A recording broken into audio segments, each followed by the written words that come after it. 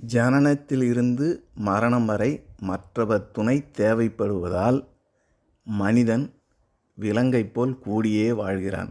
அதனால்தான் man is the social animal என்றார் Plato. கூடி வாழும் சிந்தனையிலிருந்து தான் குடும்பம் பிறந்தது. ஆனால் அந்த குடும்ப அமைப்பு இன்று இருக்கும் நிலை வந்து அடைய நெடுங்காலமானது. ஒவ்வொருவரும் அனைவருக்குமாய், அனைவரும் ஒவ்வொருவருக்குமாய் என்ற வாழ்க்கை முறையே ஒழுக்கமானது.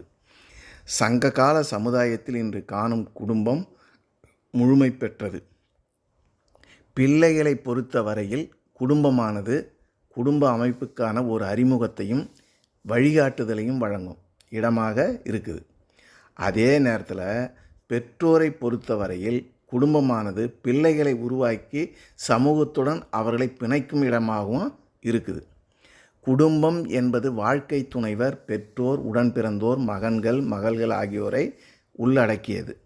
இவர்களோடு பெற்றோரின் உடன்பிறப்புகள், ஒன்றுவிட்ட உடன் பிறந்தோர், மருமக்கள் போன்றோரும் சேர்ந்து விரிந்த குடும்பத்தின் உறுப்பினர்கள் ஆறாங்க. தன் பெண்டு, தன் பிள்ளை, சோறு, வீடு, சம்பாத்தியம் இவை உண்டு தான் உண்டு வாழ்வது என்று இல்வாழ்க்கை. அது அன்று வள்ளுவர் காட்டும் வாழ்க்கை பாதை. குடும்பத் தலைவன் சேமிக்கும் செல்வத்தை 5 பிரிவுகளாக பிரிக்கணுன்றார் வள்ளுவர். ஒரு பங்கு நம்ம இந்த மண்ணில் பிறப்பதற்கு காரணமான மறைந்த நம் முன்னோர்களுக்கு பிதிர்கடன் செய்யணும். 2வது தெய்வ கடனாக செய்யணும். 3வது நமக்கு எந்த வகையிலும் உறவில்லாத புதியவர்கள் வீடு தேடி வந்தால் அவங்களுக்கு விருந்து ஓம்பணும். 4வது நமது சுற்றத்தாரின் நலம் காக்கணும். 5வது முந்தைய 4 பேருக்கு துணையாக இருக்கும் நமக்காக செய்யணும். இதைத்தான் வள்ளுவர் போதிக்கிறாரு. தென்புலத்தார் தெய்வம் விருந்தோங்கல் தானென்றாங்க ஐம்புலத்தாறு ஓம்பல் தலைன்னு சொல்கிறாரு. நம்முடைய புராணங்களும் இதிகாசங்களும் காப்பியங்களும் 2 கடமைகளை நினைவூட்டுது. ஒன்று குடும்ப கடமை, மற்றொன்று சமுதாய கடமை. பெற்றோருக்கும் குழந்தைக்கும் சுற்றத்தாருக்கும் செய்ய குடும்ப கடமையை யாரும் தொண்டு என்று கொண்டாடுவது இல்லை. நெஞ்சத்தால் நேரடி தொடர்பு அற்றவர்களுக்கும் உவகையுடன் செய்யும் உதவிதான் இன்னும் உயர்வானது. சேமிக்கும் செல்வம் அனைத்தும் குடும்ப உறுப்பினர்களுக்கு மட்டுமே செலவழிக்கப்பட வேண்டும் என்ற சிந்தனைதான் தான் ஈட்டிய பொருள் தன் புலன் நுகருக்காகவோ என்று கொள்கை இன்றைய சமுதாயத்தை பற்றி இருக்கும் பெரிய நோய். தன்னலத்தில் மனித பிறவிக்கு எந்த மகத்துவமும் இல்லை. தன்னுடைய மடிக்காம்பில் சுரக்கும் பாலை என்றும் தான் அருந்த முடியாது என்பதுதான் இயற்கை சட்டம்.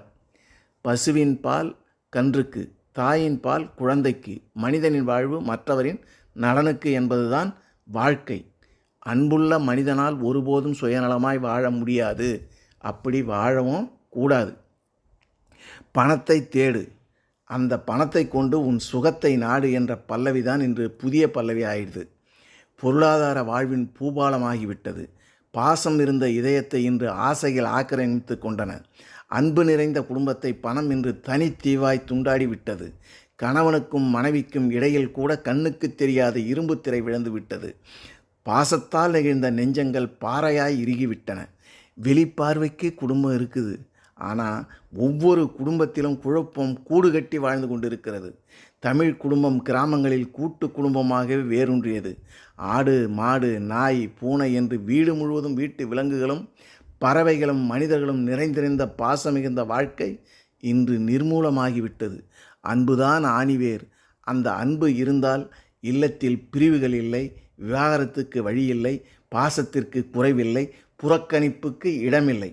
வறுமையால் குடும்பம் சிதைவதில்லை, அன்பு இன்மையால் தான் குடும்பம் சிதைந்து கொண்டிருக்கிறது. தனி குடும்பம் ஆகிறது. தனி குடும்பமும் தகர்ந்து தனி மனிதர்களானது. குடும்பத்தில் தலைவனும் தலைவியும் ஒருவர் மீது ஒருவர் அன்பை பொழியணும். கூட்டு குடும்பத்தில் ஒரு கூரையின் கீழ் கூடி வாழ்ந்தவர்கள் வீட்டு வேலைகளை பிரித்து கொண்டனர். வருமானம் முழுவதும் ஒரே நிர்வாகத்தின் கீழ் முடிந்தது.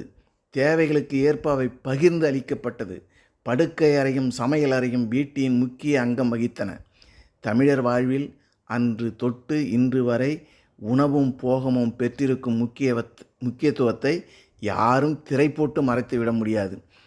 வீட்டு பெண் மக்கள் படுக்கை அறைக்கும் சமையலறைக்கும் இடையில் ரன்கள் எடுத்தே ரணமாகி போனார் என்கிறார் வைரமுத்து. இந்த 2 அறைகளிலும் அந்நிய பிரவேசம் அநாகரிகமாய் அத்துமீறலாய் கூட்டு குடும்பத்தில் கருதப்பட்டது. கூட்டு குடும்பத்தில் குறைகளும் இருந்தன, ஆனால் அதன் கட்டுமானத்தில் பாதுகாப்பும் இருந்தது. ஆட்டு மந்தை எப்போதும் தன்னை மேய்க்கும் இடையனின் அருகில் இருந்தால் அதற்கு 2 மடங்கு பாதுகாப்பு கிடைக்கிறது. இடையனின் கண்காணிப்பு ஒன்று. 2வது, நமக்கு இடையே உள்ள கூட்டு வலிமை. கூட்டு குடும்பத்திற்கும் இது பொருந்தும். மாறாத சமய நம்பிக்கையும் மண்ணின் மரபார்ந்த வாழ்க்கை நெறிகளும் கூட்டு குடும்பத்தின் கட்டுமானம் குலைந்து விடாமல் நீண்ட காலம் காப்பாற்றி வந்தன. அவற்றையும் மீறி மேலை நாட்டு கலாச்சார காற்று மெல்ல மெல்ல கிராமங்களின் கூட்டு குடும்பங்களில் வீசத் தொடங்கியது. நுகர்பொருள் நாகரிகம் கிராமத்து மனிதர்களையும் சுற்றி வளைத்து முற்றுகையிட்டது. கல்வி வளர்ச்சி வேலை தேடி நகர்ப்புறங்களை நாடும் இளைஞர்களின் எண்ணிக்கையை பெருக்கியது. தனி மனித சுகபோகம் மட்டுமே வாழ்க்கையின் ஒரே நோக்கம் என்ற மனித மனோபாவம் மாறியது. பெற்றோரும் முதியோரும் சுமக்க வேண்டாத சுமைகளாயினர். பொருளாதார சக்திகள் குடும்ப உறவுகளை கூறு போட்டன. கூட்டு குடும்பம் கட்டிடம் என்ற இவற்றை தாள முடியாமல் தகர்ந்து தரைமட்டமாயின. திண்ணை வைத்த வீடுகள் திசையெங்கும் காணாமல் போயின. தமிழர் வாழ்வின் தனிப்பெரும் விழுமங்கள் தங்கள் முகவரியை தொலைத்தன. வாழ்க்கை பயணத்தின் ஒவ்வொரு அடியும் வணிகமயமானது. இதை மாற்றுவது நமது கூட்டு குடும்பத்தின் பெருமையே ஆகும்.